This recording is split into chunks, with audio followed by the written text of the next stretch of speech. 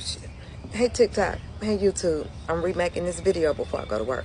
Y'all, what about I was watching Joe this morning and they were outraged, they were perturbed, they were just incensed about the fact that President Joe Biden has prostate cancer.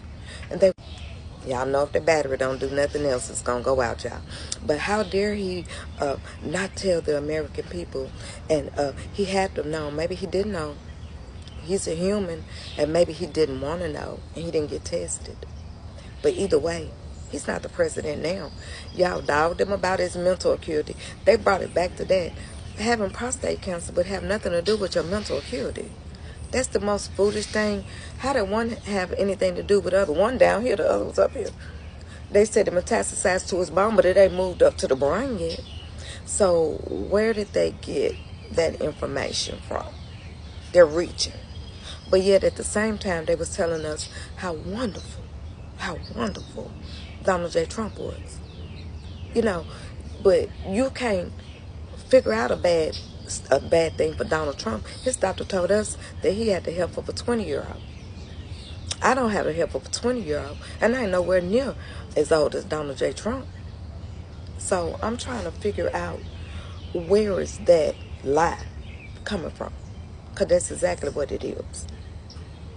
And y'all, I watched this thing about the slums of it's on YouTube. It's called the slums of South Africa, and you have the super rich Africanos, white Africans in South Africa that live behind 10-foot concrete fences with barbed wire, and then you have the poorer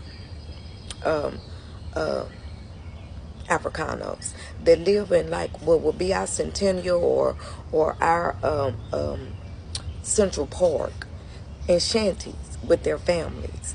And the kids are talking about the fighting and the drinking and stuff, scared to death, embarrassed that they live there.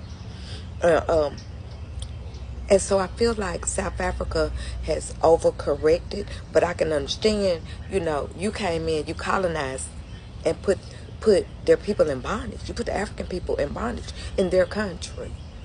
And so I can understand now you're not letting the poor ones in the middle class get anything, but you have to be right. You have to do the right thing.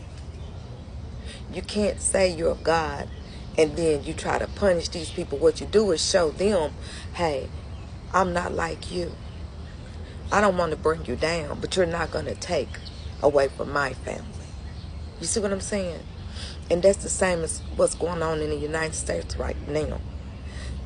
Black people, most of us anyway, we don't want to bring anybody down. But you're not going to continue to take from our family. You're not going to continue to set us back.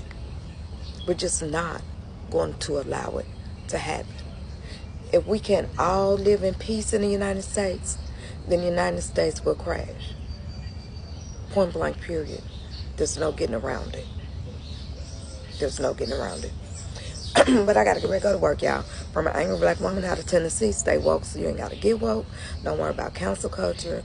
The have-nots will defeat the haves, because it's written. It is so written, okay? Welcome to the Poor People's Revolution. America was not built from the top down. It was always bottom up. One brick, one mortar at a time. Oh, and for those people that think that the Dutch ancestors, the European ancestors built these mansions, I can assure you, those plantations, I can assure you that that was built by the slave hands and by their abilities and what they're able to do as builders, okay? Y'all have a good one, and welcome to our revolution.